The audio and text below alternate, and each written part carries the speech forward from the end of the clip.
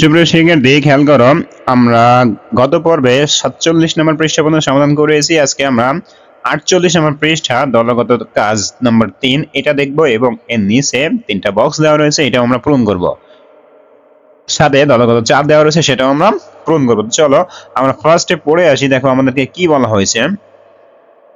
দেখো দলগত কাজ 3 বলা হয়েছে, এখন আমরা বঙ্গবন্ধুর আদর্শ ও মুক্তিযুদ্ধের চেতনা বিষয়ে আলোচনা করি। এরপর আমরা ব্যক্তি স্বার্থের ঊর্ধ্বে জাতীয় স্বার্থকে অগ্রাধিকার দেওয়ার জন্য ব্যক্তিগত, সামাজিক ও রাষ্ট্রীয় ক্ষেত্রে আমাদের করণীয় বিষয় নিয়ে আলোচনা করি। এরপর নিচে চিত্রের মতো চিত্র এঁকে পোস্টার পেপারে আমাদের করণীয়গুলো লিখে দেয়ালে টানিয়ে রাখি। খেয়াল করো, এখানে বলা হয়েছে ব্যক্তি স্বার্থের ঊর্ধ্বে জাতীয় স্বার্থকে অগ্রাধিকার আমাদের করণীয়। দেখো এখানে তিনটা ক্ষেত্র দেওয়া রয়েছে, একটা হলো ব্যক্তিগত ক্ষেত্র, একটা হলো সামাজিক ক্ষেত্র, আর একটা হলো রাষ্ট্রীয় ক্ষেত্র। তো চলো আমরা এটার উত্তরটা দেখে আসি।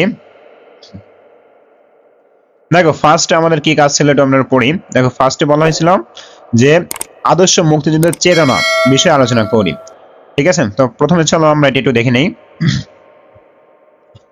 দেখো বলা হয়েছে বঙ্গবন্ধুর আদর্শ ও মুক্তিযুদ্ধের চেতনা। বঙ্গবন্ধুর আদর্শ দেখো এখানে দিয়েছি জাতীয়তাবাদ, সকলের জন্য সমান অধিকার, স্বাধীনতা ও ন্যায় বিচার প্রতিষ্ঠা, এখানে গণতন্ত্র, জনগণের মাধ্যমে জনগণের জন্য জনগণের কল্যাণে শাসন, এখানে দেখো ধর্ম নিরপেক্ষতা, সকল ধর্মের প্রতি সম্মান ও শ্রদ্ধা মর্যাদা।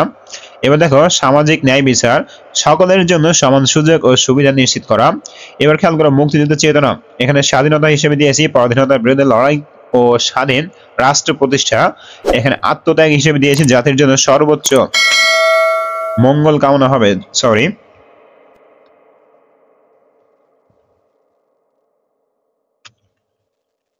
ঠিক আছে, জাতির জন্য সর্বোচ্চ মঙ্গল কামনা। সাহস, অন্যায়ের বিরুদ্ধে দাঁড়ানোর সাহস, ঐক্য, সকলের ঐক্যবদ্ধ লড়াই করা। আর সর্বশেষ দেখো দিয়েছি জাতীয়তাবোধ, জাতির প্রতি গভীর ভালোবাসা ও মর্যাদাবোধ। তাহলে আশা করি তোমাদের দলগত কাজে 3 এর যে এখানকার যে কাজটা ছিল মুক্তিযুদ্ধের চেতনা এবং বঙ্গবন্ধু আদর্শ, সেটা খুব সুন্দরভাবে তোমরা বুঝতে পেরেছো।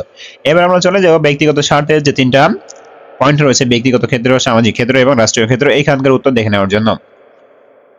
তো খেয়াল করে এখানে দিয়েছি ব্যক্তিগত স্বার্থের ঊর্ধ্বে জাতীয় স্বার্থকে অগ্রাধিকার দেওয়ার জন্য ব্যক্তিগত, সামাজিক ও রাষ্ট্রীয় ক্ষেত্রে আমাদের করণীয়। প্রথম দেখো ব্যক্তিগত ক্ষেত্রে সচেতনতা বৃদ্ধি, বঙ্গবন্ধুর আদর্শ মুক্তিযুদ্ধের চেতনা সম্পর্কে নিজেকে ও অন্যদের শিক্ষিত করা। তারপর দেখো নৈতিক মূল্যবোধ চর্চা, সততা, ন্যায়পরায়ণতা, দেশপ্রেম, সহানুভূতির মতো নৈতিক মূল্যবোধ অনুসরণ করা। এরপর দেখো স্বার্থ ত্যাগ, ব্যক্তিগত স্বার্থের চেয়ে জাতীয় স্বার্থকে অগ্রাধিকার দেওয়া। এবার খেয়াল করো সমাজ কল্যাণে অংশগ্রহণ, সমাজে উন্নয়নে নিজের ভূমিকা পালন করা। এবার এটা চলে আসলাম আমরা সামাজিক ক্ষেত্রে।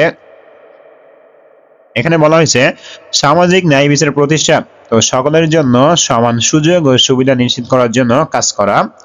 তারপর খেয়াল করো সামাজিক সম্প্রীতি বৃদ্ধি, ধর্ম, বর্ণ, জাতি নির্বিশেষে সকলের মধ্যে ভ্রাতৃত্ববোধ ও ঐক্যবোধ গড়ে তোলা।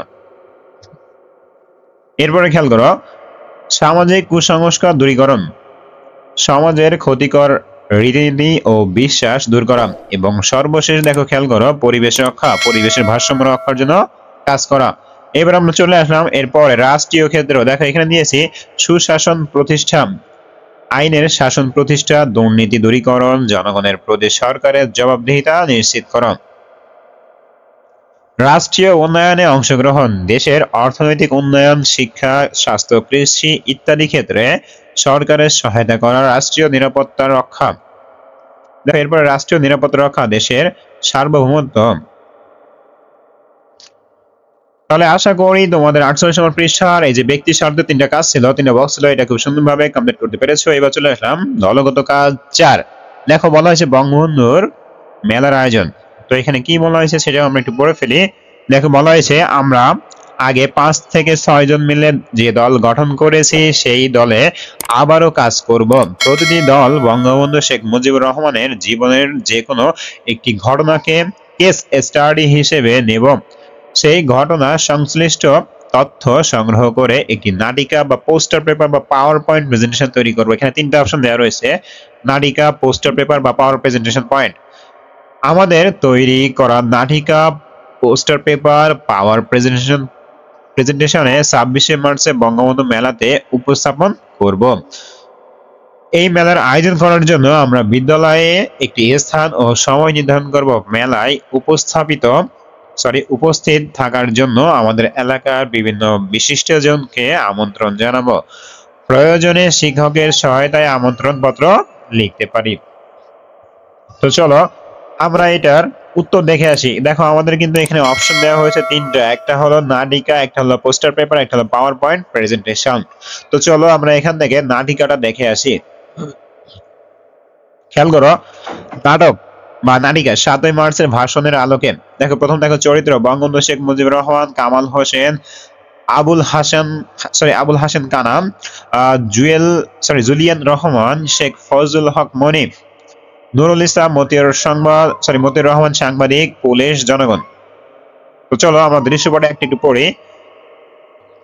দেখো দৃশ্যপট 1, স্থান ঢাকা বিশ্ববিদ্যালয়, 7ই মার্চ 1971, সময়কাল বিকেল বেলা। দেখো বঙ্গবন্ধু শেখ মুজিবুর রহমান ঢাকা বিশ্ববিদ্যালয়ের মিলনায়তনে এক বিশাল জনসভায় বক্তৃতা দিচ্ছেন। বঙ্গবন্ধু বলছেন, সাধারণ মানুষ এই অভ্যুত্থানে আজকের দিনকে ঐতিহাসিক করে তুলেছে। আজ আমরা বাঙালি জাতির স্বাধীনতা ঘোষণা দিচ্ছি। মনে রাখবেন, স্বাধীনতা আমাদের জন্মগত অধিকার।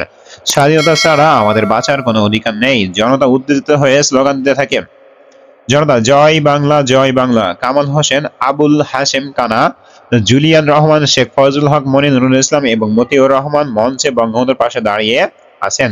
কামাল হোসেন বলছে, বঙ্গবন্ধু আমাদের নেতা, তিনি আমাদেরকে স্বাধীনতার দিকে নিয়ে যাবেন। আবুল হাশেম কানা বলছে, আমাদের সকলকে ঐক্যবদ্ধভাবে বঙ্গবন্ধুর পাশে দাঁড়াতে হবে। দেখো দৃশ্যপট 2, স্থান রমনা পার্ক, 7ই মার্চ 1971, সময় সন্ধ্যা। দেখো বঙ্গবন্ধু বলছে, আমাদের এই সংগ্রাম শুধুমাত্র স্বাধীনতার জন্য নয়, এটি ন্যায় বিচার ও সমতার জন্য। আমরা একটি সমাজ গড়ে তুলতে চাই যেখানে সকল মানুষ সমান অধিকার ভোগ করবে। জনতা শেখ মুজিবুর রহমান জিন্দাবাদ, জয় বাংলা। সাংবাদিকরা বঙ্গবন্ধুর সাক্ষাৎ নিতে ভিড় জমান। সাংবাদিক, বঙ্গবন্ধু, আপনি কি মনে করেন আপনারা স্বাধীনতা অর্জন করতে পারবেন?